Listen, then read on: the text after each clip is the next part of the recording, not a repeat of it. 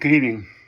Hopefully you'll bear with me here. I've had a sore throat past couple days, so a little under the weather. But my name is Trevin Lovett. I'm currently a pre-nursing student here at UAF, and today I'm going to talk about how chronic post-traumatic stress disorder will affect the most important stress regulating organ in the body, your hypothalamus.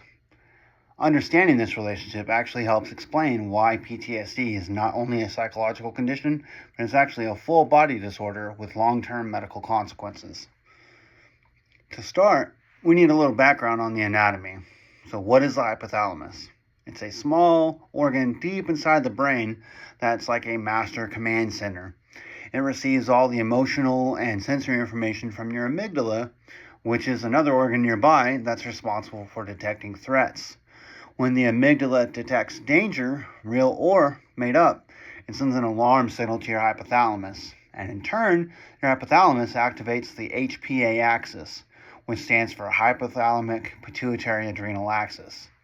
This axis is the body's main stress response pathway.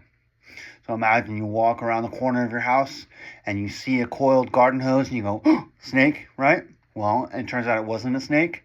That was your amygdala telling your hypothalamus, oh no, snake, just in case it was a snake, because your subconscious is faster than your conscious. So by the time your conscious, picks up and, oh, what's going on? You've already jumped away from the danger, right?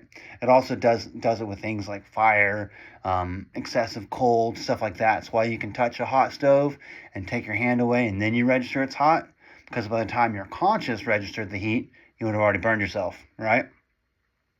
So, under normal circumstances, this system works in short bursts. The hypothalamus releases CRH, corticotropin-releasing hormone, which travels a very short distance to the pituitary gland. And the pituitary releases a hormone called ACTH. And that hormone tells the adrenal glands to make cortisol. Cortisol is useful in the moment because it increases energy, raises your awareness, and gets you ready for a fight. However, once the danger passes, your cortisol levels are going to fall, and the body's going to go back to a baseline, normally. However, in chronic PTSD, that baseline doesn't happen. People without PTSD, the HPA axis has a built-in negative feedback loop. So when it starts getting too fast, other systems in your brain start applying the brakes to slow it down. So as cortisol levels rise, your hypothalamus and pituitary glands sense this, and they don't make any more CRH or ACTH. They put the brakes on. But with chronic PTSD, all that's dysregulated. It's either constantly overactive or constantly underactive, depending on the type of person and the severity of the trauma that they went through, right? But one of the most striking effects of chronic post-traumatic stress disorder is that your hypothalamus becomes hypersensitive to threat signals. Even things that are not normally considered dangerous, such as loud noises like from fireworks on the 4th of July to crowded rooms, or even certain smells can trigger someone, right? It can cause a full-blown stress response. Bam! And all it was they smelled, diesel fuel or something, right? This means CRH release becomes excessive and constant all the time. And then, eventually, the brain will adapt to this constant activation all the time. And then that stress response actually becomes the default mode. You're supposed to be down here, but now you're here all the time, right? And that contributes to the classic symptoms of PTSD. Hypervigilance, sleep disturbance, irritability, difficulty concentrating, and exaggerated startle responses, all that stuff, classic PTSD, right? The brain is essentially stuck in a state of fight or flight all the time, ready to go, ready to go, ready to go. And that's because the hypothalamus is constantly telling the HPA axis, we're in danger, we're in danger, we're in danger. Because the amygdala is telling the hypothalamus, we're in danger, we're in danger, we're in danger, right? So, over months and years, stuff like that, the higher cortisol levels actually start to change the brain itself. It impairs the hippocampus, which is your memory center, right? And that helps you distinguish what's happening right now between what happened in the past, memories, right? So that will make your traumatic memories feel way more vivid and immediate than they normally would in a non-PTSD person, because trauma is trauma. They're going to suck. But someone with PTSD, it's just a lot more vivid and a lot more real right now. Imagine someone at McDonald's, right? A little kid drops a toy, it clatters to the ground, and he starts screaming and laying on the floor because he's back in Iraq. He's back in Afghanistan, right? But he's actually just in McDonald's. But it's hard to explain that to him because his amygdala and his hypothalamus and his hippocampus are all saying, you are in Iraq. You are being shot at. So it makes it tough, right? So the amygdala, the threat detection center, becomes larger and more reactive. And this adds even more pressure on the hypothalamus to make sure the HPA axis is constantly going. So it becomes just a endless snowball effect, right? Amygdala says, hey, we're in trouble. Hypothalamus signals the HPA axis. Cortisol rises, your hippocampus gets weaker. Amygdala says, oh no, we're in trouble. The hypothalamus activates more HPA, and it's just a constant cycle, right?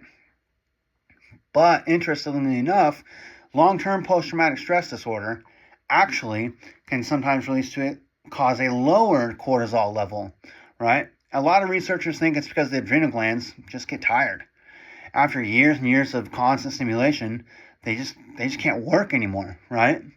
So your hypothalamus and pituitary are still making all the CRH and ACTH they want, but the adrenals just can't keep up, right? You're still highly stressed out, and even though your cortisol levels are low, it's not because you're calm.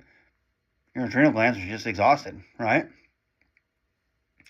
So, and all this, what it boils down to causing is it makes anxiety, sleep disruption, more inflammation. It's going to mess with gut function, right? It even affects your immune system, right?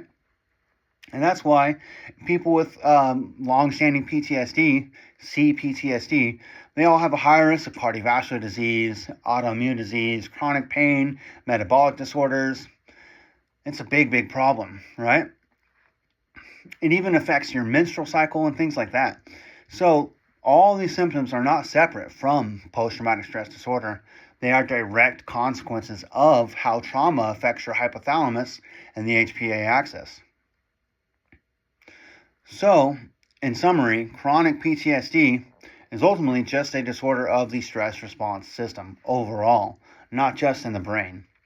Your hypothalamus is overreactive, HPA axis is dysregulated, cortisol goes through the roof or through the floor, and these changes affect emotions, memory, sleep, and your overall physical health.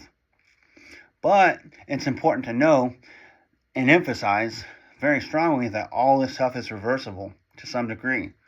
There's strong evidence shows that trauma-focused therapy, EMDR, certain meds, even mindfulness interventions like meditating and yoga, stuff like that, and, this is a big one, consistent social support can partially normalize the HPA axis activity over time. Your brain can heal. It just requires time and targeted, dedicated intervention to recalibrate the hypothalamus and restore a healthy stress response. Thank you.